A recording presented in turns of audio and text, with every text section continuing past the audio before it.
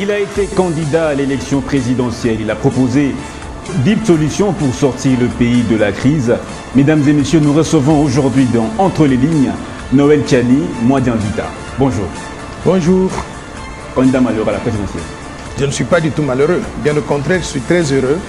Heureux pourquoi? Parce que je me battais pour qu'il y ait une alternance démocratique paisible, sans effusion de sang dans mon pays. Et nous avons réalisé cela. L'un de nous, membre de l'opposition, Félix Antoine Tshisekedi, a gagné. Félicitations à lui. Bonne chance aussi. Après les élections, l'heure est au travail. Maintenant, qu'en pensez-vous?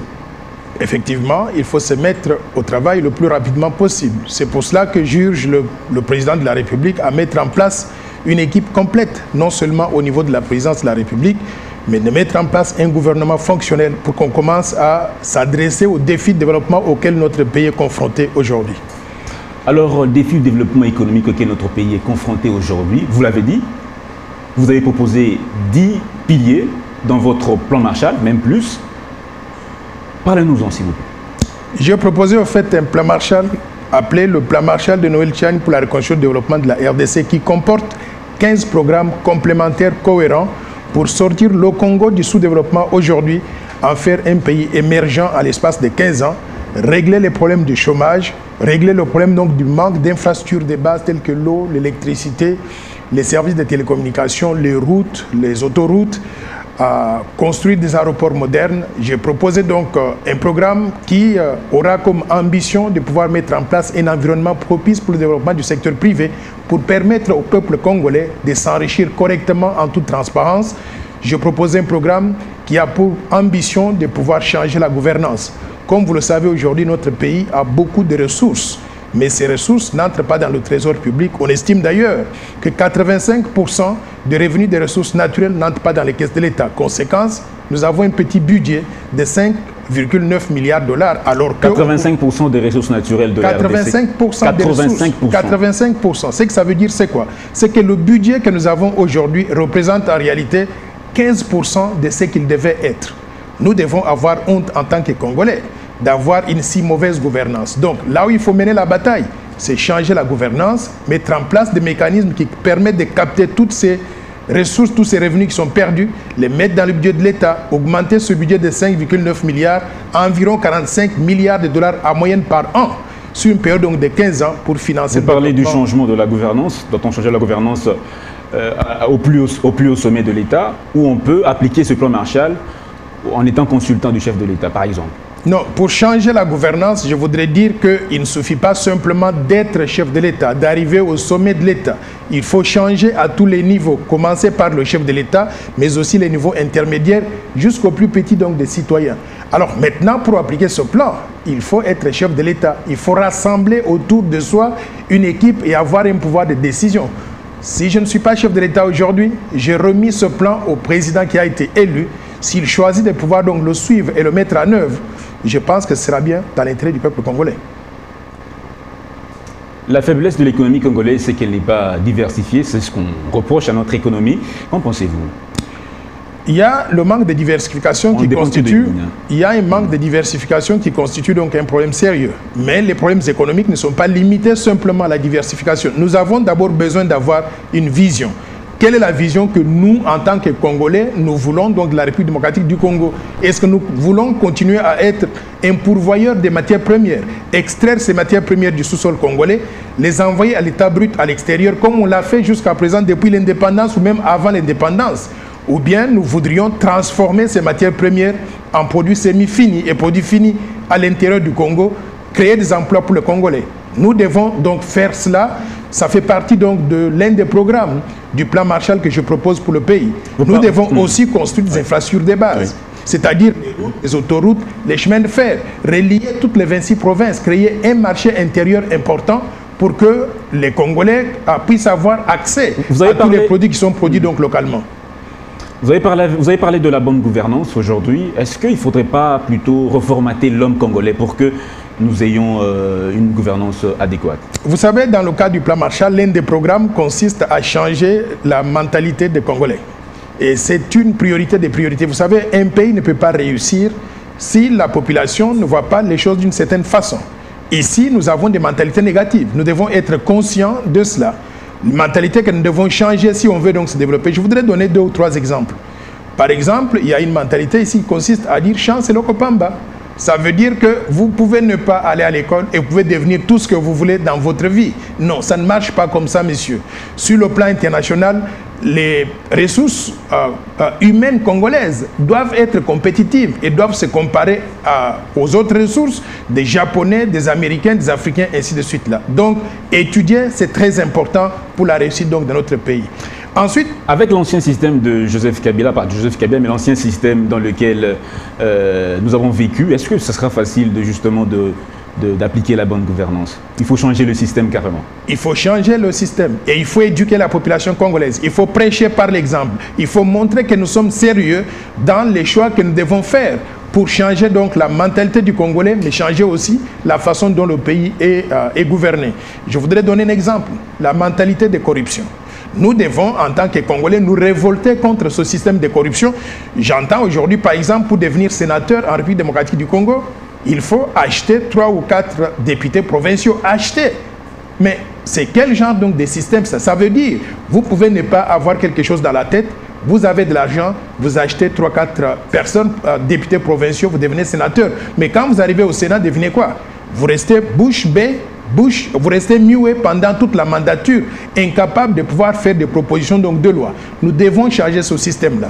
Nous avons besoin de mettre en place un système de méritocratie pour que les gens puissent avoir l'ascension sociale, la promotion sociale, basée sur ce qu'ils sont capables de pouvoir donner au pays, basé sur une expérience professionnelle de qualité. Le changement du système, justement, est-ce qu'il sera facile de le faire avec des populations aussi pauvres qui constituent la RDC? C'est un problème, mais si nous prêchons par l'exemple, à partir du sommet de l'État, il y a lieu de pouvoir changer les choses. Vous savez, quand j'ai commencé à dire que l'éducation est importante, beaucoup de gens me disaient, prenez vos diplômes, rentrez aux États-Unis, nous on n'a pas besoin de ça. Mais aujourd'hui, quand je passe dans la cité, il y a beaucoup d'enfants congolais qui me disent, vous savez quoi, monsieur? Vous avez raison. Nous voulons aller à l'école. Que faudrait-il faire pour que nous puissions aller à l'école? C'est pour cela que je suis un fervent défenseur de mettre en place un système qui permette à tous les enfants congolais d'avoir accès à l'éducation de base, c'est-à-dire rendre l'enseignement primaire et secondaire obligatoire et quand ils vont à l'université, qu'on leur donne des bourses d'études comme on m'avait donné à moi. Je pense que si nous faisons ce système-là, nous allons changer déjà le niveau d'éducation de la population d'une façon générale et les gens instruits, ils vont comprendre qu'il y a des mentalités qui sont bonnes et des mentalités qui sont mauvaises. Vous avez été candidat à l'élection présidentielle de décembre 2018. Il y a un candidat qui revendique aujourd'hui toujours la vérité des urnes. Quelle lecture vous faites de ces revendications? Vous savez, je suis très malheureux de voir que nous avons cette situation-là. Je suis un bon ami au président de la République, donc Félix Antoine Tshisekedi, qui a gagné, que je félicite et à qui je souhaite bonne chance. Et je suis ami aussi à Martin Fayulu, qui est en train de réclamer donc la vérité des urnes jusqu'à présent. J'avais compris que Martin Fayulu avait son droit de pouvoir aller dans les institutions de la République pour pouvoir exprimer son mécontentement. Il l'a fait et je l'ai encouragé pour cela. Il est allé à la Cour constitutionnelle, il a posé son problème, on lui a demandé tous les justificatifs qui montraient qu'il avait gagné. Et la Cour constitutionnelle a entendu tout le monde. Après avoir entendu tout le monde, j'insiste, la Cour constitutionnelle, c'est la plus haute cour dans notre pays. Une fois que la Cour constitutionnelle donc se prononce, il faut que tout le monde s'incline. C'est ça l'état de droit. Je regrette aujourd'hui qu'après être parti à la Cour constitutionnelle et après avoir entendu le verdict de la Cour constitutionnelle, Martin Fayulu ne veut pas respecter les règles du jeu. Je lui demande encore une fois de plus de pouvoir revenir au bercail, soit de s'asseoir autour de la table avec Félix Antoine Tshisekedi, le président de la République, pour convenir avec lui comment travailler pendant les 5 prochaines années. S'il peut jouer un rôle, mais s'il ne veut pas le faire, je lui demande de pouvoir jouer ce que j'appelle l'opposition républicaine. Être dans l'opposition, avoir le pouvoir de proposer des solutions, de critiquer le gouvernement, mais sans pouvoir créer de l'anarchie en faisant du désordre, en allant partout à travers le pays, alors que la campagne est déjà terminée. Lui, il est en campagne aujourd'hui. Est-il possible de parler de réconciliation entre les deux aujourd'hui? Il est possible, il n'est jamais trop tard pour bien faire. Et moi, j'ai essayé donc de jouer ce rôle-là. J'étais allé rencontrer, avant qu'il ne soit élu, rencontrer le président Félix Tshisekedi avant qu'il ne soit élu, bien sûr. Et je suis allé rencontrer aussi Martin Fayulu en leur disant tous les deux, s'il vous plaît, venez tous, nous faisons partie de l'opposition. Mettons-nous ensemble. Allons ensemble avec un seul ticket et nous allons gagner.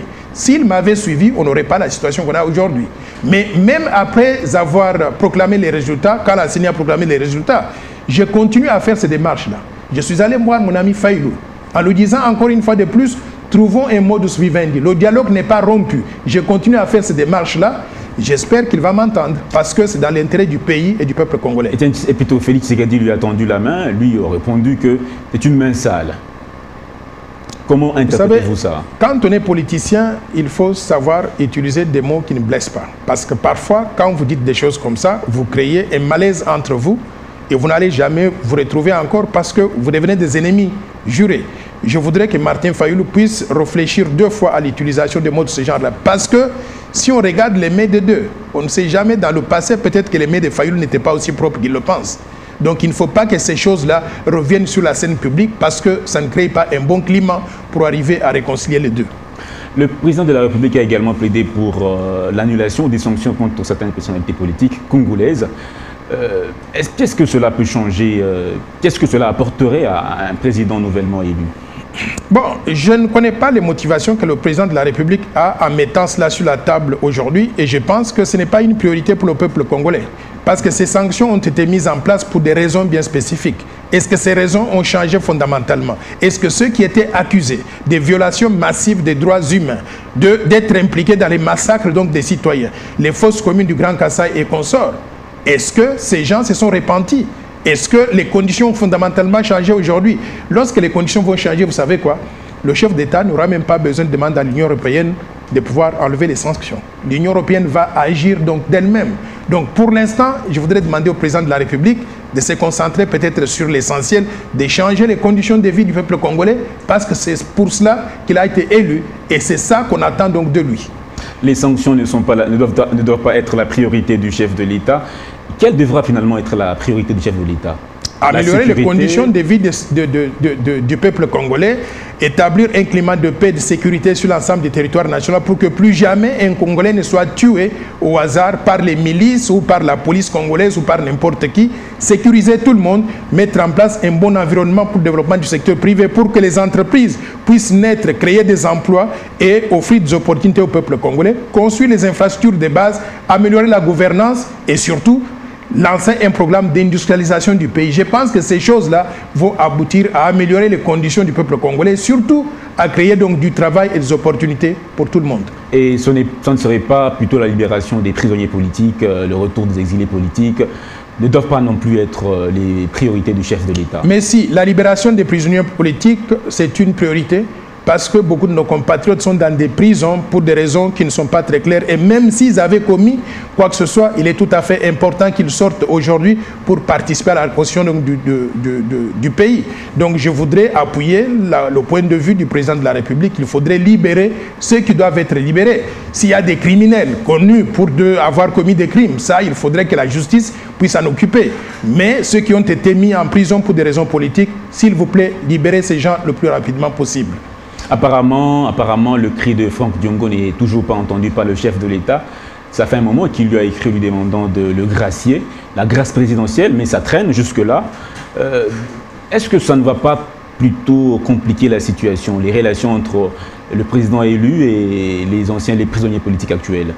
Non, pas du tout. On ne va pas entrer donc dans les cas par cas. Donc ce qu'il y a, c'est que quand le président de la République prend cette position-là, il donne instruction à ses services de pouvoir analyser donc les dossiers avant de pouvoir libérer quelqu'un. On ne peut pas donc juste sortir quelqu'un de la prison parce que le président l'a dit. Dans un état de droit, qu'on donne au moins la chance à une procédure normale.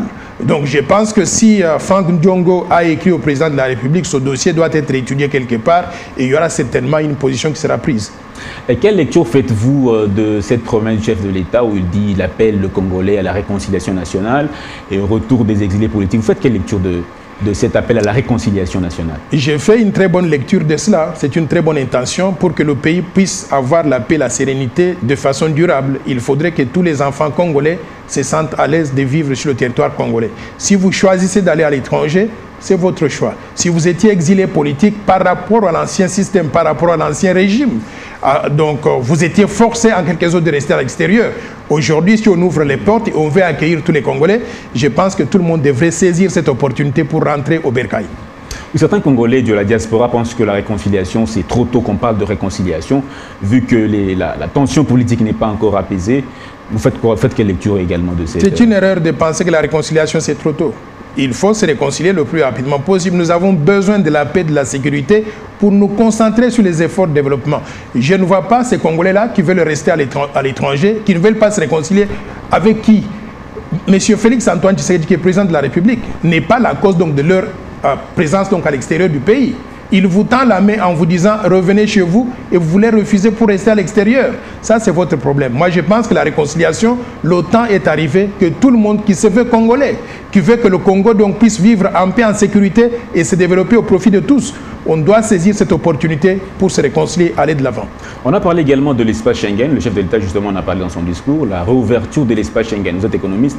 Quel manque a gagné la RDC à de la fermeture de cet espace Schengen? Bon, manque à gagner, je n'ai pas les statistiques là-dessus en ce qui concerne les visas qu'on donne donc aux Congolais qui doivent aller dans tous les pays, européens, membres donc de l'espace Schengen. Si pour avoir un visa avec l'espace Schengen, je pense que ça regroupait 17 pays, on pouvait s'adresser à un guichet unique qui était la maison Schengen ici, avoir le visa donc rapidement. Je crois qu'on dépense plus d'argent si on doit aller dans chaque pays ou bien auprès de l'ambassade de chaque pays pour aller payer les mêmes frais. Alors, je crois que le Congo perd de ce côté-là, mais je voudrais connaître la dimension politique au-delà de ces aspects économiques. Il faudrait que la RDC aussi trouve son compte, non seulement sur le plan économique, mais qu'il y ait donc respect mutuel de la part de ces pays européens par rapport au Congo, mais aussi de la part du Congo par rapport à ces pays. Mais le rétablissement donc de bonnes relations entre ces deux blocs, la RDC et l'espace donc Schengen, je pense que c'est une bonne chose pour le pays. Alors, quelle solution préconiserez-vous vis-à-vis de l'insécurité qui continue à se vivre dans l'est de notre pays? À l'est du pays, je crois qu'il est important d'abord qu'on puisse restructurer l'armée, la police, les services de sécurité. C'est très important. Et qu'on donne un message très clair, que le temps donc des milices est terminé. Si on rétablit la paix et la sécurité en restructurant les policiers, en leur donnant des salaires adéquats, en leur donnant des équipements qu'il faut pour qu'ils fassent leur travail, je pense qu'ils seront en mesure de gérer ces questions sécuritaires.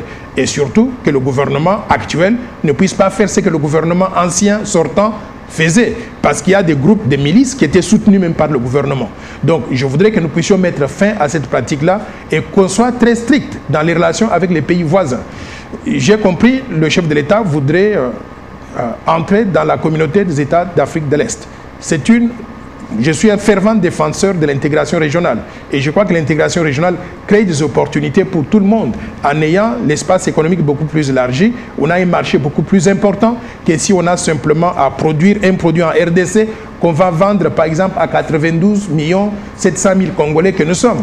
Mais si on arrive à ajouter les 6 pays membres de l'espace d'Afrique de l'Est, qui ont une population de 120 millions d'habitants, en mettant les deux blocs ensemble, nous aurons une population de 210 millions d'habitants. Donc, le marché devient plus large pour justifier certains investissements au niveau donc de la RDC pour produire, pour atteindre toutes ces personnes, ces 210 millions d'habitants. Mais pour qu'on puisse arriver à cela, il faut qu'il y ait des préalables. Le premier préalable, c'est de rétablir la paix et la sécurité donc en RDC pour qu'on ne devienne pas un problème pour les autres.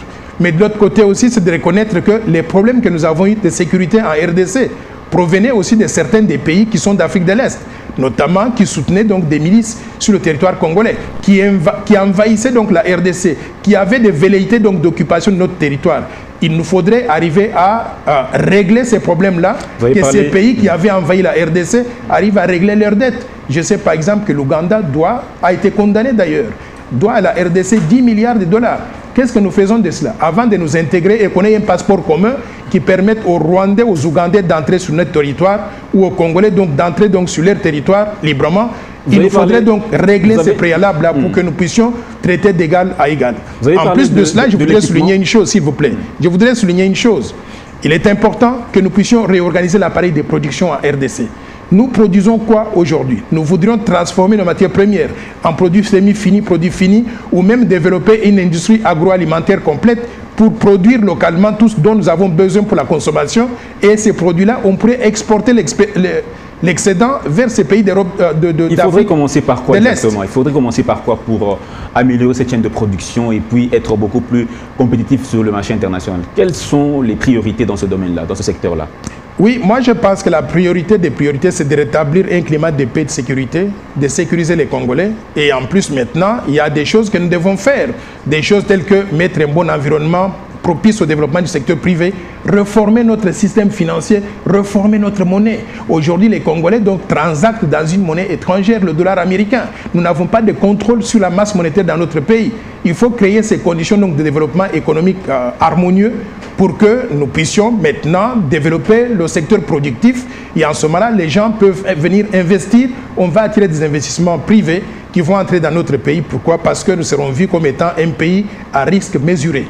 Vous êtes dans plein plan Marshall, là, quand vous parlez de la réforme du système économique, de la réforme du système financier, de le rétablissement de la paix, vous êtes en plein plan Marshall. Effectivement, le plan Marshall que je propose, je voudrais attirer l'attention du peuple congolais. Prenez le temps de le lire et de le comprendre. C'est une vision de développement que j'ai conçue de ma propre main, utilisant l'expérience que j'ai des banquiers de développement. Cette expérience-là, je l'ai utilisée ailleurs. J'ai aidé plusieurs pays à sortir du groupe des pays sous-développés pour devenir pays émergents, à améliorer donc l'environnement des affaires, le secteur financier. J'ai aidé donc plusieurs pays à améliorer les conditions de vie donc de leur population. Je voudrais utiliser cette expérience-là au profit du peuple congolais. Donc, si on trouve un modus vivendi pour que ce plan Marshall soit mis en œuvre en RDC, ce sera dans l'intérêt du peuple congolais et de la RDC. Le chef de l'État a parlé de la révisitation d'un article de la Constitution qui octroie la rétrocession des 40% à chaque province du pays. Est-ce que c'est... Quelle lecture vous faites de cette proposition du chef de l'État où la rétrocession des 40% ne doit plus être faite? Il faudrait revoir cet article-là. Vous faites quelle lecture de ça? Je crois que notre système de gestion financière du pays laisse trop à désirer. Il y a des coins de la République qui sont abandonnés à leur triste sort. Moi, je voudrais que quand on arrive à être une autorité publique, au niveau de ministre, au niveau de gouverneur de province, au niveau de président de la République, du Premier ministre, il faut travailler pour tout le peuple congolais. Et l'intention qu'a le chef de l'État, je pense qu'elle est bonne, dans la mesure où aussi on peut mobiliser toutes les ressources publiques, les mettre dans le budget de l'État, mais faire une répartition équitable pour que toutes les provinces puissent pouvoir bénéficier donc des investissements qui viennent du budget national, de toutes les ressources nationales. Je pense que c'est une bonne chose.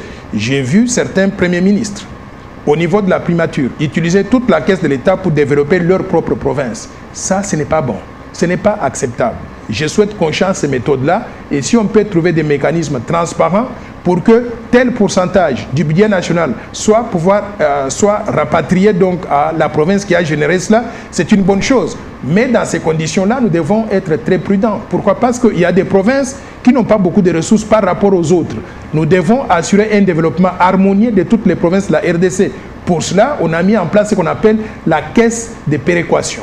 Cette caisse de péréquation permettra de pouvoir prendre des ressources additionnelles de la part de ceux qui produisent plus, qui génèrent plus de ressources, pour les réallouer à ceux qui sont moins nantis, pour que tout le monde puisse développer de la même façon. On va éviter le phénomène où il y a des provinces qui sont en retard et où il y a beaucoup de misère sociale et par conséquent, les gens quittent ces provinces-là pour venir s'attrouper à Kinshasa ou aller à Lubumbashi et consorts. Essayons donc de développer la RDC et toutes ces provinces de la même façon. Je pense que ce sera bien pour tout le peuple congolais. Que pensez-vous de la décentralisation par rapport à ça?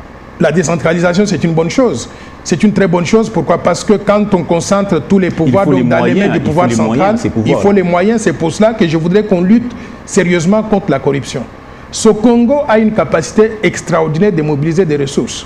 Je vous ai dit tout à l'heure que 85% des revenus des ressources naturelles n'entrent pas dans les caisses de l'État. Qu'est-ce que ça veut dire? Ça veut dire que le budget que nous avons aujourd'hui représente à peine 15% de ce qui devait être. Pour vous en convaincre, je vous dis que nous avons un budget donc de 5,9 milliards. L'Angola à côté a un budget de 66 milliards de dollars par an. L'Afrique du Sud, 125 milliards. Le Nigeria, 561 milliards de dollars. Donc, nous sommes en position de mobiliser plus de ressources pour financer le développement. Et si on mobilise plus de ressources, on va améliorer les conditions de vie de tout le monde. Mais surtout, on pourra donc donner aux provinces beaucoup plus de moyens pour qu'elles puissent donc se développer. Pensez-vous que la décentralisation est bien comprise par la population? Parce qu'on craint une certaine sécession entre certaines provinces vis-à-vis du pouvoir central. Non, moi je pense qu'il faut bien éduquer la population, il faut bien communiquer aussi. Si on met en place des mécanismes tels que je viens de dire, la caisse de péréquation, les gens ne vont pas sentir qu'ils sont moins nantis que d'autres.